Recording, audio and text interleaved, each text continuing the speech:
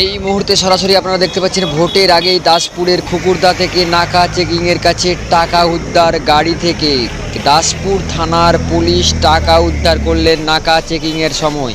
এই মুহূর্তে সরাসরি আপনারা দেখতে পাচ্ছেন সেই চিত্র, সরাসরি খবর 10-এর ক্যামেরা পার্সন দাসপুরের খুকুরদা থেকে নাকা চেকিংয়ের সময় টাকা উদ্ধার, আর সেই চিত্র এক নজরে সরাসরি দেখে নিন। এসিটা চালাও না, তেল নেই তো তেল দিয়ে দেবো না।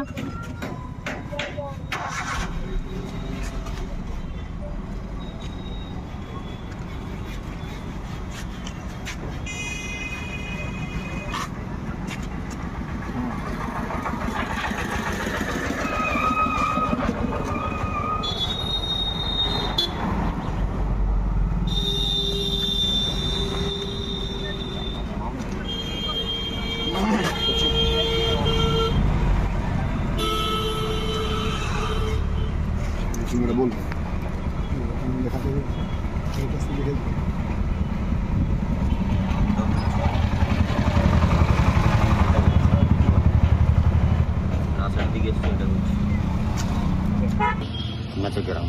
মেশগ্রাম থেকে কোথায় যাচ্ছিলেন? আমার বাড়ি এখানে দাসপুর 13 নম্বর অঞ্চলে গেছে। আমি তো এটা দিয়ে দেখছি। এই যে গাড়িতে টাকা পাওয়া গেছে, কিসের টাকা এটা? আমি জানি না। হ্যাঁ, আমি জানি না। আপনি জানেন না? না, কিসের টাকা জানেন না? আমি জানি না। আমি কি করে জানবো? আপনার গাড়ির একদম আগেতে টাকা রাখা আছে, জানেন? গাড়িতে যিনি আছে ওনাকে জিজ্ঞেস করুন। কে উনি? কে ওনার নাম কি? ওনার নাম প্রশান্ত বেরা। কি করেন উনি? তাও আমি বলতে পারবো না। আপনার কি নিজের গাড়ি? এটা আমার না, আমার না। কে ভাড়া করেছিল? কে ভাড়া করেছিল? যুক্ত তা আমি বলতে পারবো না। ম্যাচগ্রাম, আমি ম্যাচগ্রাম। কি নাম আপনার? সুরজিৎ। বাড়ি? বাড়ি ডোমা। বাড়ি আপনার ডোমা ভাঙা। একেবারে লোকসভা ভোট, তার আগে 24 লক্ষ টাকা উদ্ধার, এবং যেটা সূত্র মারফত জানা যাচ্ছে যে রাজনৈতিক ব্যক্তি উনি। কি বলবেন? আমাদের কাছে একটা নির্দিষ্ট খবর ছিল যে আজকে একটা WB34A G9401 একটা লাল রঙের গাড়িতে কিছু টাকা যাচ্ছে। তো আমরা এটাকে ট্র্যাক করে আমরা আমাদের কুকুরদা নাকা পয়েন্টে ইন্টারসেপ্ট করি, এবং তার মধ্যে এক ব্যক্তিকে পাওয়া যায়, তার নাম প্রশান্ত বেরা। উনি দাসপুরের বিজেপি কনভেনার, উনি রাজনৈতিক ব্যক্তিত্ব। ওনার কাছে 24 লক্ষ টাকা পাওয়া গেছে। উনি এখনই সেটা সদুত্তর দিতে পারেনি। আমরা এটাকে সিজ করে আইনগত যেটা আছে সেটা ব্যবস্থা নেব, তারপর তদন্ত করে দেখব। উনি কি কোনো বৈধ নথিপত্র দেখিয়েছেন? উনি আপাতত আমাদের কাছে কোনো বৈধ নথিপত্র দেখাতে পারেননি।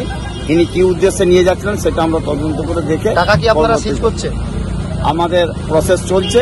আমরা বলছি যে রাজনৈতিক ব্যক্তি আছে ওনাকে কি আটক কিংবা অ্যারেস্ট কোনো কিছু করছেন? সেটা আমাদের এখনো ইনভেস্টিগেশন চলছে, এটা পরে জানানো হবে। দেখুন, নির্বাচনের সময় কার কাছে টাকা আছে কি আছে এটা বড় কথা নয়। বড় কথা হচ্ছে তৃণমূল এখন বিজেপি নেতাদের দেখলেই বদনাম করার চেষ্টা করছে, চক্রান্ত করছে। এমনও হতে পারে যে পুলিশ হয়তো বিজেপি নেতার গাড়িতে টাকা রেখে দিয়ে মিথ্যা বদনাম দিতে পারে। আর পুলিশ কি করে জানলো তার টাকা আছে? আর কালকে ভোট আজকে দিয়ে টাকা কেউ নিয়ে ঘুরবে, এটা আমরা বিশ্বাস করি না।